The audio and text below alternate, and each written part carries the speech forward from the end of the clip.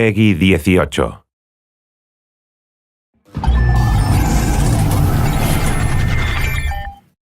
Hello everyone, I'm Colin Graham. I'm the animation director on Watch Dogs, and today I'm excited to present to you a vertical slice of the Watch Dogs free roaming experience.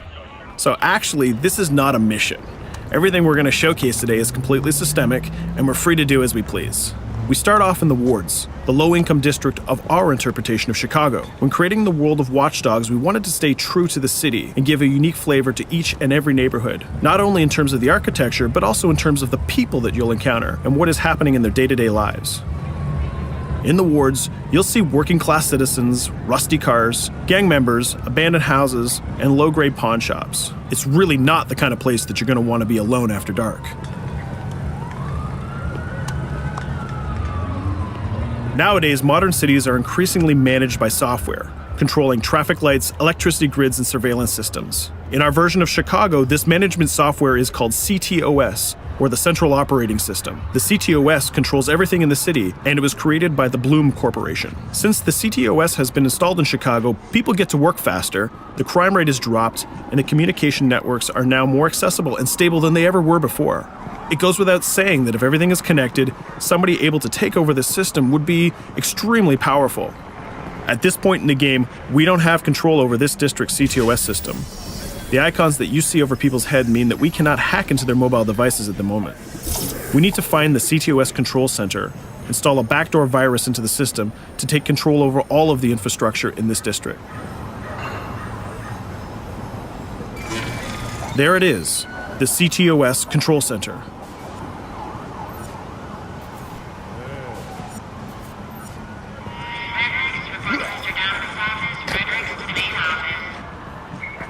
Watch it. You're walking someplace you got no business. It's heavily guarded. Let's see if we can find the server access codes from a distance. With cameras, we can explore restricted areas without being spotted, tag different guards, and access details on their lives. What the hell is she doing with that weasel motherfucker? It seems that Bloom employees all have a sort of shady past. There it is, the access code to the server room. Unfortunately, we can't access the server via the cameras. We need to sneak inside. One thing that was really important to us when we designed Watch Dogs was to fully support different player styles. Every situation in the game can be tackled the way the player sees fit.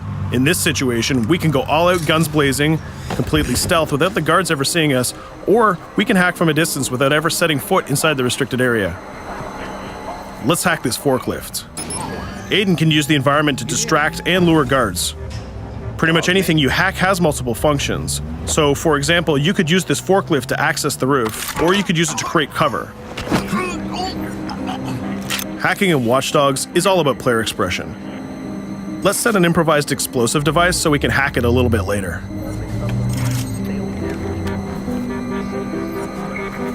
You'll also notice Aiden's low-profile stance. This indicates when the guards are unaware of our presence. We'll try to reach the upper level of the building to see if we can gain a vantage point over our opponents. Everything in the environment can be hacked, so we're going to make some dynamic cover. That's how you spend a day off. Some quality meat. We'll use this forklift to lure the guard towards our IED that we set earlier. Let's see how this plan unfolds. You're working them on.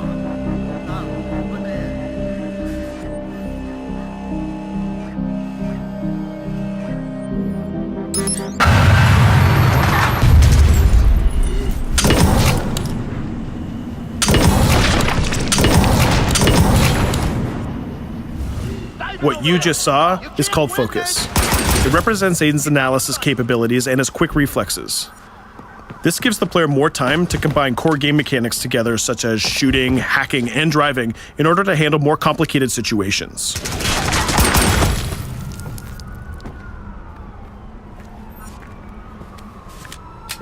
Now we can access that control room.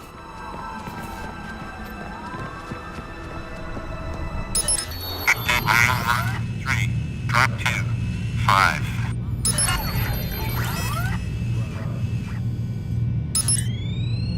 Now we'll be able to hack all of the devices connected to the CTOS within the districts. Thousands of cameras, traffic lights, the electricity grid, and most importantly, all of the citizen information profiles. We can also benefit from the Chicago Police Department Crime Prediction System, which uses facial and pattern recognition to spot potential criminals or potential victims. Since this is a pretty rough neighborhood, I'm pretty sure we're going to stumble on some suspected criminal activity pretty soon. And there it is. The system just pushed an alert of a potential crime. We can see the system trying to triangulate the location on our minimap. Take note, this isn't a mission. This can happen anywhere at any time. We've just spotted a potential victim. It's always up to the player if he wants to investigate or not, to take action or not. So let's see how this turns out.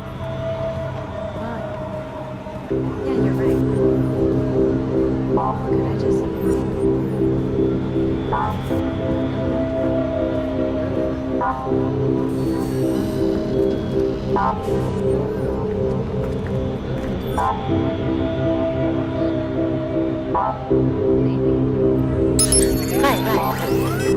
You think you're leaving me? Huh?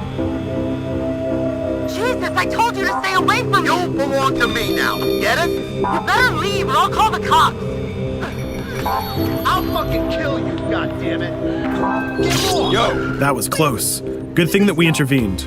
We managed to prevent the crime, but we triggered a chase. From here, the criminal's behavior is unpredictable. He can try to get away, shoot back at us, surrender, or call for backup.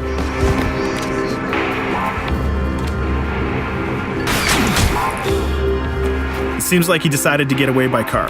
Let's chase him down. In Watch Dogs, we have a wide variety of vehicles. Each one of them has their own unique properties and handling. Let's see how we can use the CTOS to our advantage to neutralize this criminal and leave the cops to deal with him later.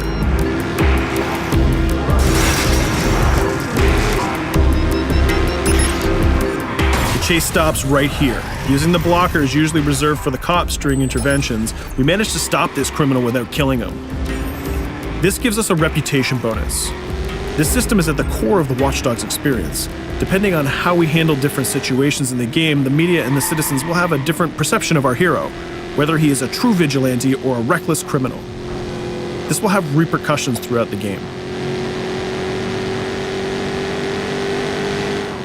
Now, let's head for the Loop, the historical district of Chicago, where you're going to find the most iconic buildings in the city.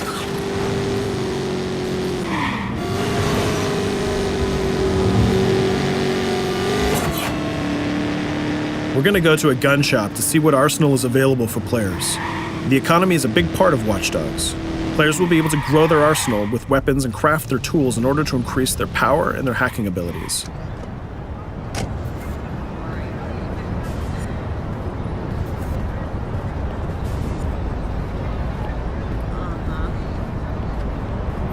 No, it's okay.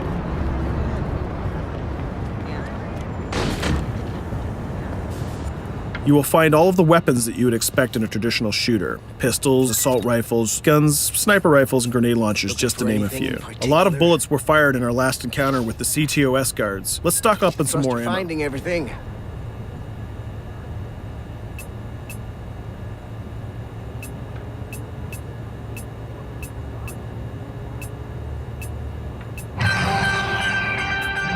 As we mentioned earlier, the media keep track of your actions and the citizens are going to react according to the perception that they have of you. Here, the media is reporting a crime in which you are the #1 suspect. The gun shop owner recognized you and decided to trigger a silent alarm to notify the police. Copy that. Possible wanted suspect presumed armed and dangerous. Police are now trying to locate the source of the threat using the surveillance system in the city, represented by the yellow circles on the minimap. Come in, PH3.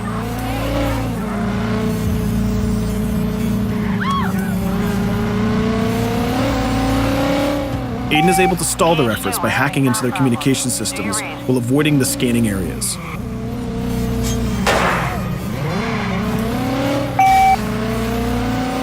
PH units, do you copy? Repeat, squad to all PH units. Once they've lost our trail, we can go back to our activities.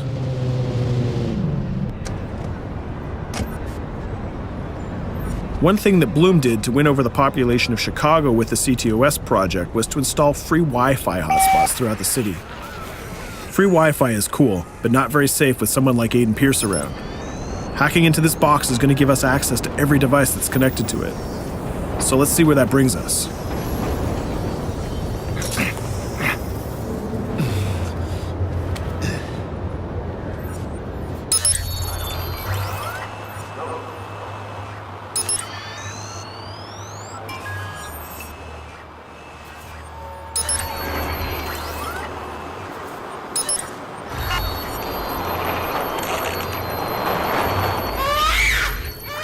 We just hacked into the webcam of a laptop. It seems that we're in the apartment of a mother and we can hear her baby crying in the background. Her bank information is in her mobile phone sitting right there on the table in front of us. It's totally up to the player whether we decide to steal it or not.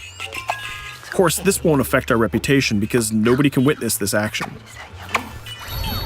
Just like in real life, nothing is totally black or white, but rather many shades of gray. This is exactly the situation where we want the player to question his own morality. Let's go withdraw that money. If you think that you're alone, think again. Aiden is not the only hacker in town. Someone's trying to install a backdoor virus on Aiden's phone in order to steal a portion of the information that he's gathered through the game so far. First, we're gonna have to reach the area where the signal is coming from.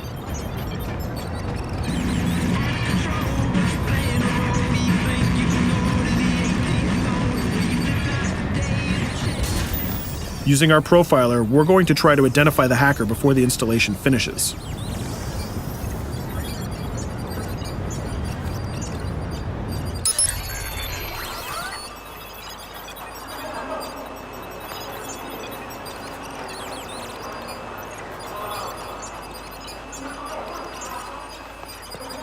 There he is. In Watch Dogs, things aren't always what they seem to be. This is actually another player that seamlessly came into our single-player experience. Let's not let him get away with this. We're going to teach this guy a lesson.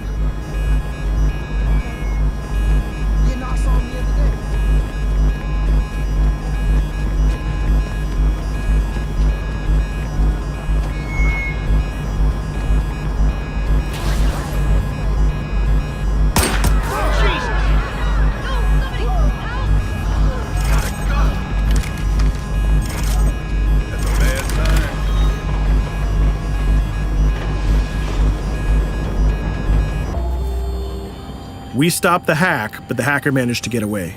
I don't know about you, but we can't let this pass by. We need to retaliate. Using the grid, let's see if we can find that second player.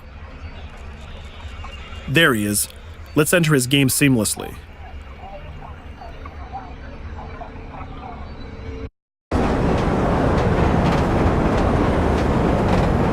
The second player is not yet aware of our presence. If we act carefully, he might think that we're one of the many NPCs in the city.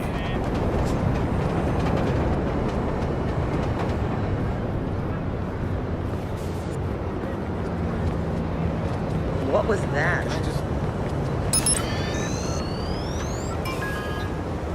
So let's find a place to hide and start hacking. What's going on?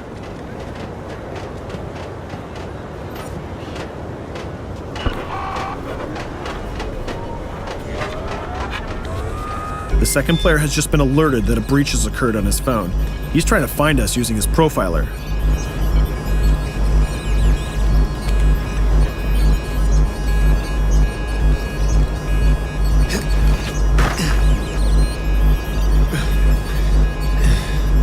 He's dangerously close. Let's hide in the car. We're spotted. Let's get out of there.